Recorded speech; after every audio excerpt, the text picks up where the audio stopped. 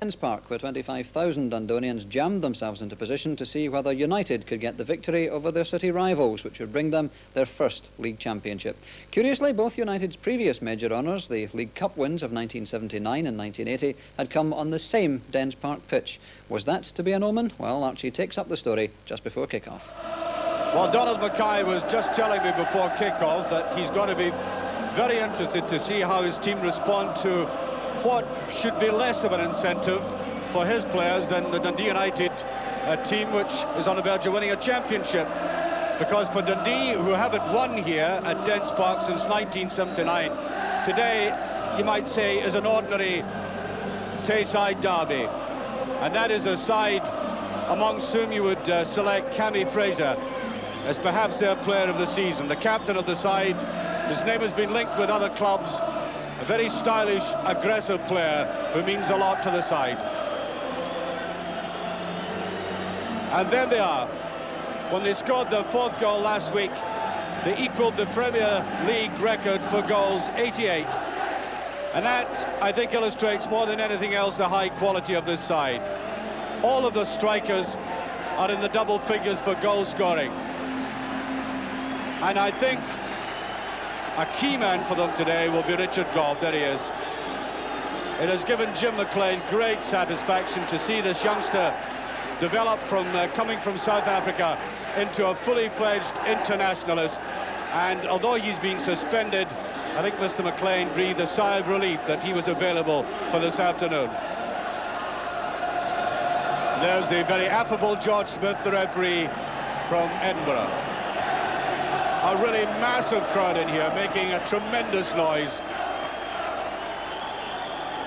And you can see the feet quite still, no sign of twitchy nerves as we kick off.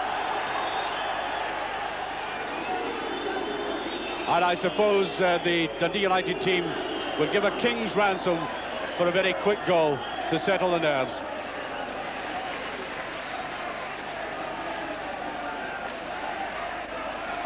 And Dundee will fight all the way. Billy Kirkwood, a bit of slipping. That's not a bad area of pitch there, but when you see the ball near the centre circle, you realise just how heavy it is.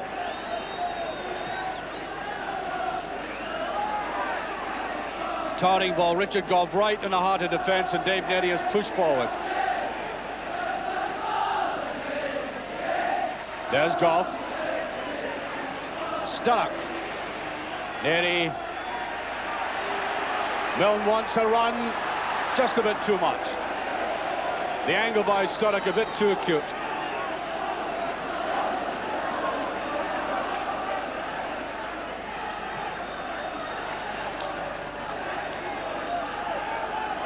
It's a pity the conditions weren't dry, because I think these two teams would really have flowed well this afternoon.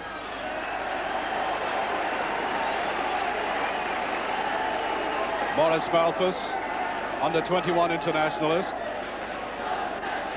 Very difficult player to pass, tenacious in the way he approaches the match.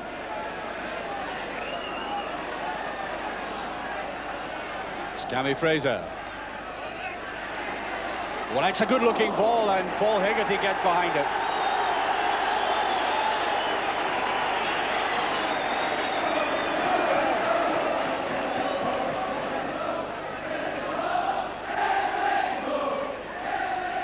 Crowd packed in at the back there as a corner's taken.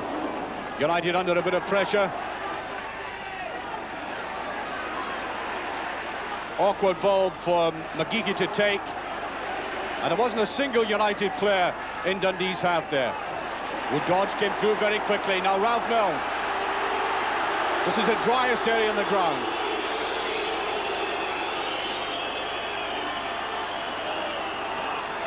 He'll try the chip, it's not a bad one. Bannon.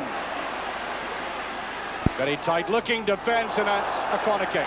United's first.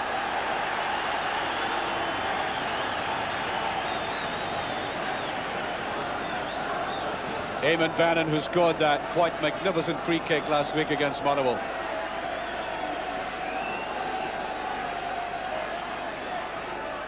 Auto spin, Gough was there, and that's a goal kick.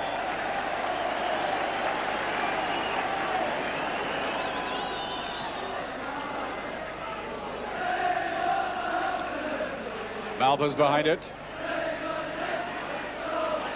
Sturrock meaning Neri to pick that up, stride forward. That is Neri playing in midfield today with Richard Gough in centre defence. Milne wriggles clear, might just get the chip, and he does. He's scored. Oh, what a great goal. That is the dream start United prayed for. How the prayers were answered. Great skill shown by Milne. Looked as if he might be losing his balance, but he went for the chip, and he couldn't get a sweeter goal than that. 4 minutes gone, 1-0.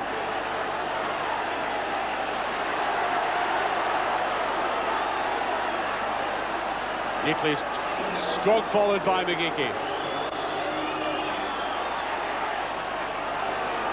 Milne looks as if he might have a field day today. Away by Gough.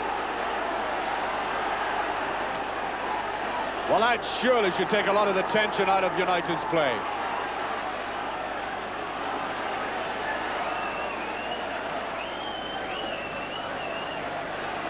Well, you know, it's there's Richard Gough. It's one of these things when you run a goal of the season competition, you think it's all neat and packaged, and then bang, up comes another one you've really got to consider. By Jove, that was a marvellous goal. Bannon. Stark. Milne. United progressing well. That's a free kick. Big Ian McDonald hard in. Very solid player indeed.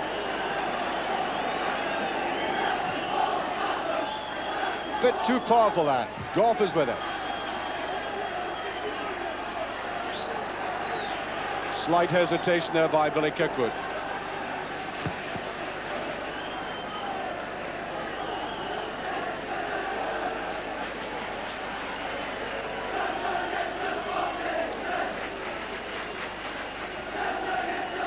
There's Sturrock, and Neri goes down. Penalty kick.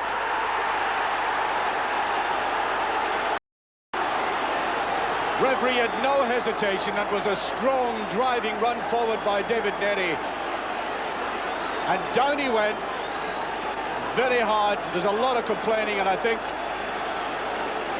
it's Bobby Glennie who's going to be booked for that. Yes, he is being booked. I think the Dundee players are saying that was accidental. But Neri fell like a log, and the referee doesn't hesitate, pointed to the spot. What a vital penalty kick for this man to take. You saw him and Bannon strike home a beautiful kick last week, and you get the impression, thus early in the game, that this goal would end any doubts about United winning the championship eventually. That is how important it is. So, here he goes. Bannon against Kelly. He saved it. That's it, though. The second. Not the tidiest goal him and Bannon's ever scored, but I doubt that there's been one more meaningful than that. He had the presence of mind to follow up his rather innocuously taken kick and touch it home. 2-0 up, 12 minutes gone, and I think they should be getting the champagne out of the ice.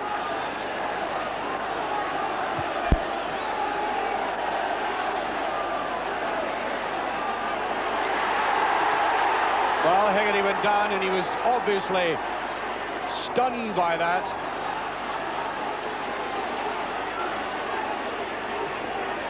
The power again of Richard Gough driving in. Well, Paul Hegarty takes a lot to stop him, but he bent down immediately, got the collision. Well, you would think they'd taken a shoehorn and prized people in here today.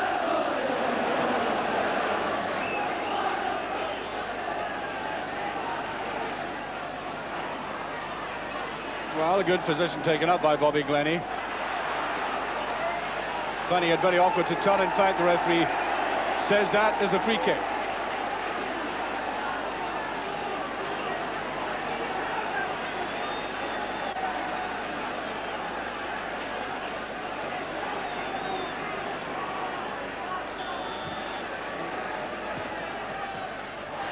Deflection for the corner.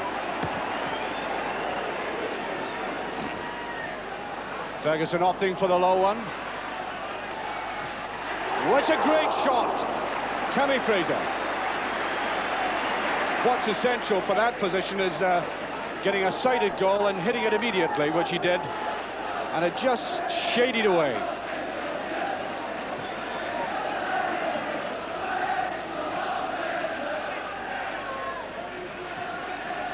Well, United have played with great pace in this match, led, not terribly surprisingly, by Ralph Milne, although he's been well supported by players at the back, like Billy Kirkwood there, taking this throw. The danger coming to Dundee from several players like Sturrock here, Milne at the back. I think there may have been a deflection, yes. Corner kick. Isn't it a marvellous sight to see a football ground really packed?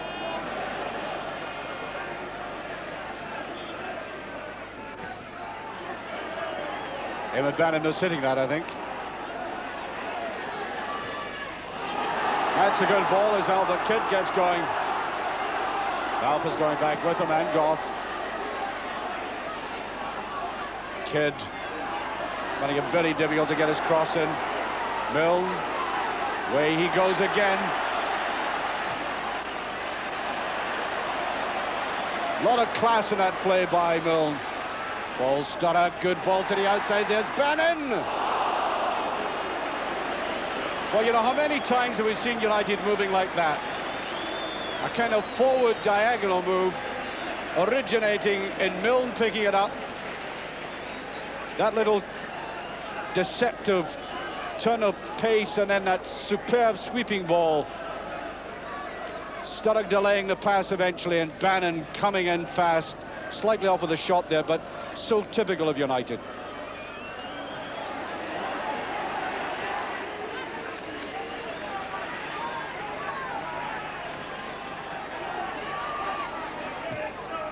Well, that's a good ball to Dodds. Making contact was the effective part, controlling it was much more difficult.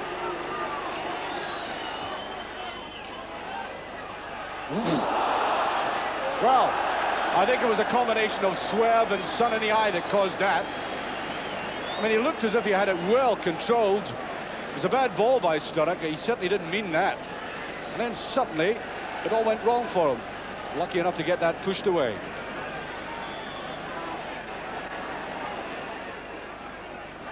Well, meant certainly for Milne, but Stuart McKimmie read that move quite simply. Oof. Bad one by Sinclair.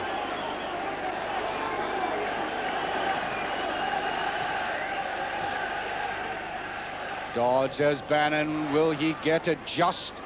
And there's Dodds, it's over. Is it? Oh, what a miss. Looked as if the ball was going over the goal line, and Bannon got it back, and that was a very deft little flick there by David Dodds. I mean, he did that without any effort at all. Just for a moment, it looked as if it had bounced over the line. The referee looked across to the linesman. No goal. Another great move, though. Fraser. Up come the blue shots. There's Sinclair trying to get in. Ferguson, he's done it. 2-1. 28 minutes of the first half gone, and Dundee's certainly back in business. He really took it exceptionally well. You could see him looking for a space, and he suddenly found it, hit it quickly, and McAlpin had absolutely no chance with it. Won by Sturrock. Well, according to our watch, we've played the first 45 minutes. Sturrock again. And there goes the half-time whistle. As I said, the boos you can hear from the Dundee supporters underneath has been an excellent match.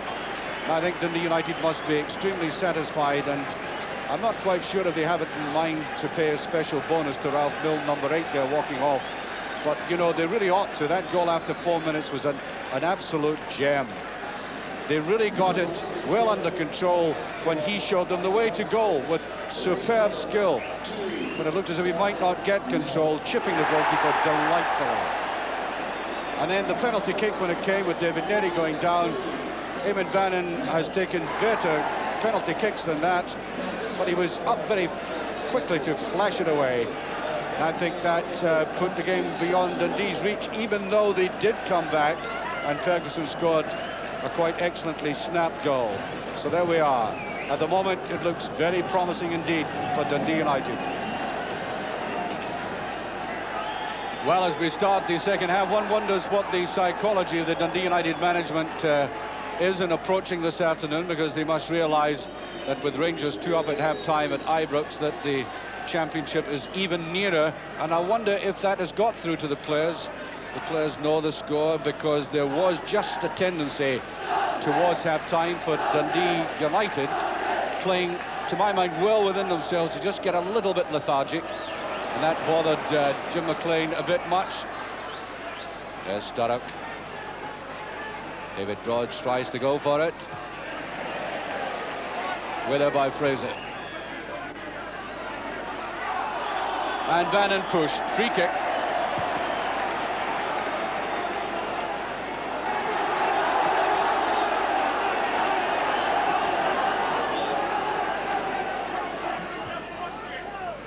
Way down the side and a bit too fine. Throw to United.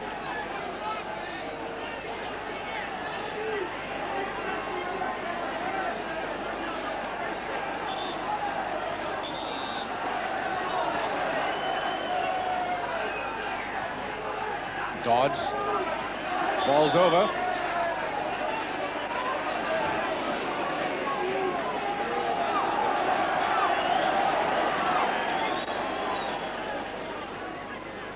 Sinclair. That's a free kick.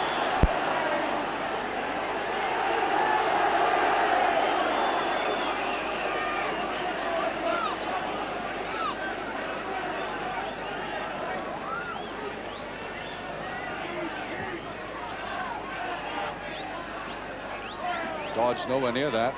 McGeechy. Kidd. Oh, Malpas took his eye right off it. There's Goff. Sturrock. Wrong side of David Dodds. Sinclair. Well, Sinclair trying to do a Ralph Milne. A much more difficult one, because Hamish McAlpin was right back on his goal line. But he took it with great care. Bannon. No push. Well. Surprising. Sturrock. That's the kind of turning we know of him. Stiffly, a bit of luck that time.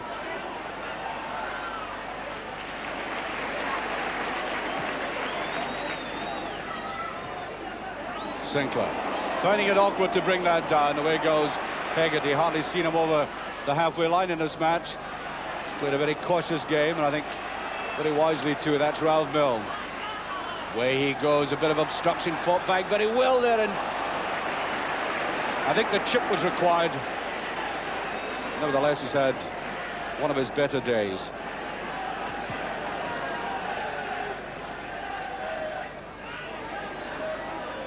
That's Malpas.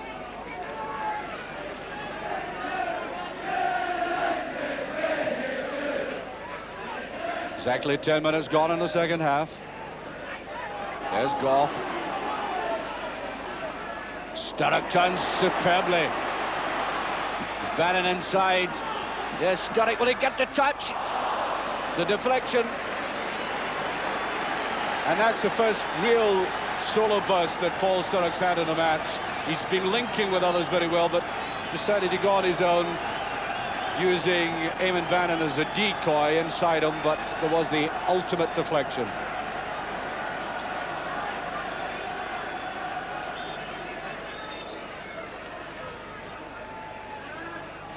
Stark got his head to it. Yes, Kirkwood. Milne won't get that one.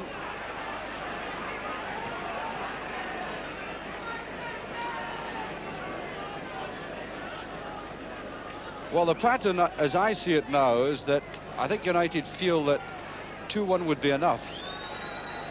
They've coped with that temporary threat of the first half when the goal was scored against them. We seem to have the game well contained. I know there's one goal in it, and only one goal, but looking at the pattern of play, there seems to be a much more comfortable margin than that. And I think they'll settle for that, nailing any possible threat by Dundee, by crowding midfield, playing hard. And here's John Holt about to come on. That's precisely what I mean. Holt, a hard running, certainly very workmanlike player. And Paul Sturrock is going off. Maybe a slight injury problem there as well, being warmly greeted by the United players, but I think that's exactly the point I was making, that United are going to tie this up more than anything else. If another goal comes along, it'll be a bonus. Now here's Milne. Billy Kirkwood is inside him. Just a bit too much of that. Exactly 2 minutes remaining. And I'm sure Johnston Grant, the chairman, who's seen some very hard times with Dundee United and some of the best, will be sitting in the stand with a lump in his throat. An emotional moment for a man who's dedicated a lot to Dundee football. There's Richard Gough. Oh, this could be a great ball. Look at Colin Kelly way out. That would have capped it all. A minute and a half. Hamish McAlpin, been with the club, as I say, since '69. There's Holt. David Dodds, the leading goal scorer. All played their part.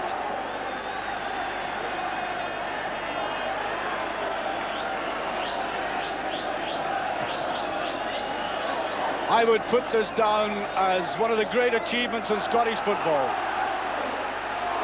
With the kind of resources that Jim Mclean started out with 12 and a half years ago, to make them Scotland's premier club, very little to equal that.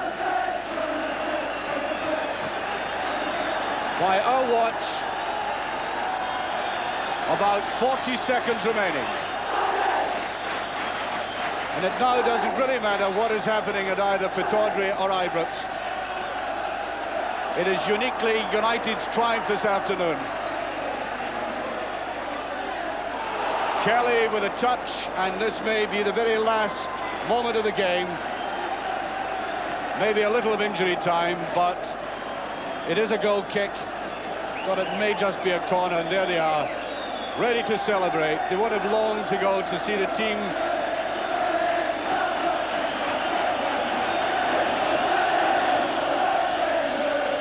I'm keeping my eye on that dugout,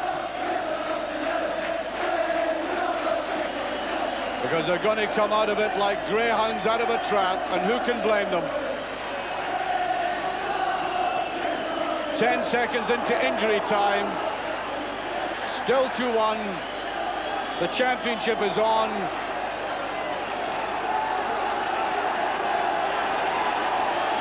If it is possible, I have my eyes on the referee. It's gone. That's it. The finish. United have done it for the first time in their history. The Scottish Premier Division champions, and there is a man who walked out of Dens Park 12 and a half years ago, out of Dens Park, where he was coached, down the road, and totally transformed the face of football in this city, taking away from Dundee their supremacy. There they are, the last draw as the team come back out, and as they come back out, we can, I think, there they are, they're coming back. The police are allowing them to come out with Jim Mclean to greet the supporters, and I must say, I don't think I've seen scenes like this in Dundee before. A jam-packed crowd. Thousands outside, and there's a man. Is he going to smile? Come on, Jim, give us a smile. He's done it. Well, it's a half smile. I'm not sure if he got a local anaesthetic for that, but he did say he'd promise to give us a smile this week, and he's done it. Well, you know, it would sound almost churlish to criticise a game that was attached to United's ultimate triumph. Just let's say it wasn't only the United players who were grateful to hear the final whistle going. Now, there's nothing wrong with the honours being shared around the country, and as I pointed out last week, the vital statistics of United's achievements speak eloquently of their class. Record breakers in both goal scoring and points gathering. What more can you ask? Jim Mclean was at pains yesterday to admit the apparent illogicality of their winning the title. How could a club of our resources and with such a limited, albeit talented pool, hope to compete with the likes of Aberdeen and Celtic? But even the rump of their supporters left behind about an hour after the final whistle. Total adulation and a little eccentric touch there. Have a good night tonight then, eh? I'm more babysitting tonight, but anyway. Babysitting? Well, you've been drunk babysitting Yes, then. thank you very much, Paul. And the celebrations went on long into the night in Dundee. Paul Hegarty, the Dundee United captain. He's been the backbone of the side along with Dave Neary for so long, relishing the triumph. And of course, it was open door for everybody. So in we all went. A very hospitable and charming club, celebrating in the traditional way, Mrs. Lindsay getting a hug there, the secretary, by popping. And then the speech by Mr. Mclean, addressing the very successful troops.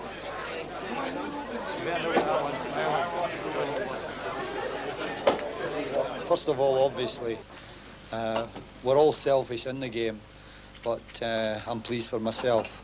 But that by no means is first and foremost. The most important thing, as far as I'm concerned, is that the players of Dundee United all season have done a magnificent job. And I don't think anywhere in Scotland, with the possible exception of Aberdeen and Celtic, will anybody grudge Dundee United players a title. I hope that they realise that the moaning that goes on with certain parties in the dressing room. One party. Is... Two. Well, Walter Smith's no bad at it now too, actually, but I hope they will realise that it's not only for my benefit and the club's benefit, it's their benefit too, and it most certainly is their day.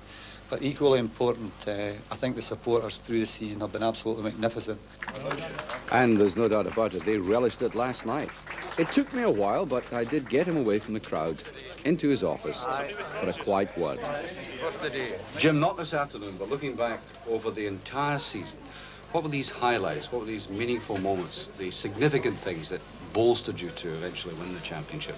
I think one of the vital games was obviously when we lost to Bohemians on the Wednesday and Aberdeen had beaten Bayern Munich on the Wednesday, and we played Aberdeen up at Aberdeen on the Saturday. I think that the players went on the park that day realising that if they didn't get it together that day, the season was finished for us, and that was a magnificent one that day for us. I think equally important, the Celtic at Parkhead was vital. Mm-hmm. Now, I know it's very difficult, but nevertheless, there are players who are very significant in the team. Would you pick out any, those who did it for you when it mattered? I honestly believe that it was a miracle Dundee United winning the title, and the reason it was a miracle is to think that 12 players have carried the club the whole season. Again, it's a criticism of the fringe players here not determined enough to push the players in possession of the place out the team. But we've asked 12 players the whole season to carry the burden of Dundee United, and it's not nearly enough. What did you think of Ralph Mills' goal today? I thought it was of supreme skill. I think actually you've said it yourself that almost week in and week out you come along and there's an odd bit of flashy brilliance from one player or another. But Ralph Milne's the same as Eamon Bannon in recent weeks. His goal today was absolutely magnificently taken. And for a boy that just turned 22 yesterday, it wasn't a bad birthday present for him. Mm. Well, you said last week you would actually be shown on television smiling. We've got that recorded, actually. There you've got another one now too there. I think you said your wife doesn't have a glass of champagne. I think it's time you went away and plied her with the stuff. Well, as I repeated, or I said to you when we won my first trophy, I asked my mother not to look while I got a drink out of the cup. That she went and dropped me in it again. Well, here's another glass, by the way. Go on, come on, one wee sip. Thanks very much. A few sips in your football game. I repeat the famous words, Miller, close your eyes. A well-deserved glass and a well-deserved championship. There are many in rugby who believe that